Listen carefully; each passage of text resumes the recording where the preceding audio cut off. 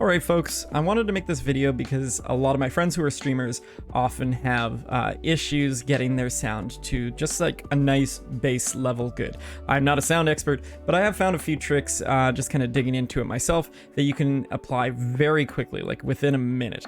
So we're going to go ahead and do all of those steps. I'm just going to instruct you on how to do them.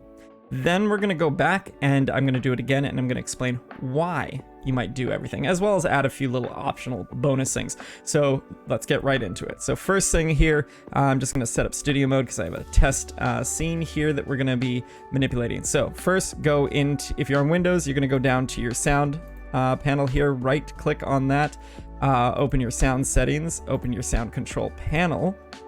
And then you're going to go to recording, you're going to find your mic, you're going to go to properties, you're going to go to levels, you're going to want to pull this down to about 50 or possibly lower. You're going to come here, you're going to add your audio source or your mic. If you already have your mic, you can just go ahead and go straight into filters, add filters. We're going to add a noise suppression. We're going to add a noise gate. And we're going to add a compressor. And then we're just going to pull up the compressor output gain up a little bit, like to around 6. Yeah, that's fine for now. And that's it. That's pretty much everything you would need to do in order to get a half decent sound. So let's go back over everything I just did and explain why I did it. So transitioning back, we're going to go here. We're going to remove this audio device and start again. So again, we're gonna go right click here on our sound settings, open the sound settings, open the sound control panel, go to recording and find our mic.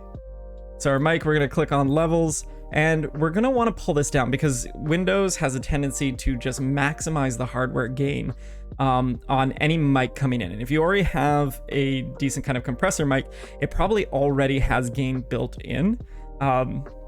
And that may be why you're getting a lot of background noises and noises that even a noise suppressor can't pull out. You can't figure out why. The best way is just pull this gain down.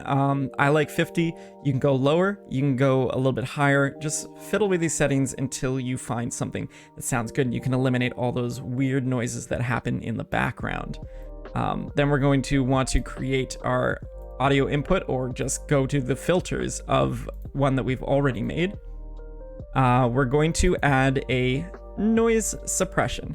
So you're just going to use the default setting for this. This is going to eliminate any consistent sounds in the background. So fan noises, creaking, just things that are considered general noise. It should have no effect on your voice, and it should just make everything a little bit more appealing for everybody. Then we're going to go ahead and add a noise gate. Now for the noise gate, you're going to want to go to your settings here. So if you look and you see my settings here, you're gonna want to see, if I whisper very quietly, the minimum that my voice comes to, which is around like 25. So that's what I set the open threshold for. So that would be the quietest I would talk and want my mic to turn on. Then you're gonna go about 5 less than that, and that's when you want your mic to turn off. You can play with these settings again just to find out what works best for you. Attack time is just gonna be how quickly it turns on. So you don't want it to be too quick because you want to make sure that it eliminates any kind of like bumps or sudden loud noises that are very short. Your hold time is how long it's just going to hold without even considering, and then how quickly it lets go and goes back to being a turned off mic. Again, you can follow the default settings, or you can play with these and do play with them.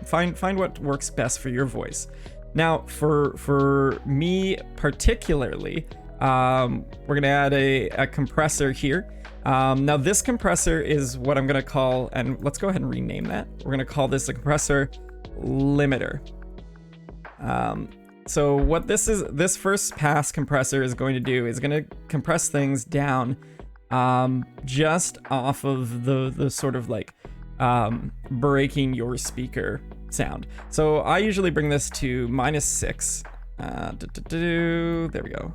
-6. And we go from there, and I just go ahead and use a straight 10 to 1. We want it to act as quickly as possible. So the attack there, we're going to want it to release again fairly quickly, but not too quickly. So yeah, around 60 actually.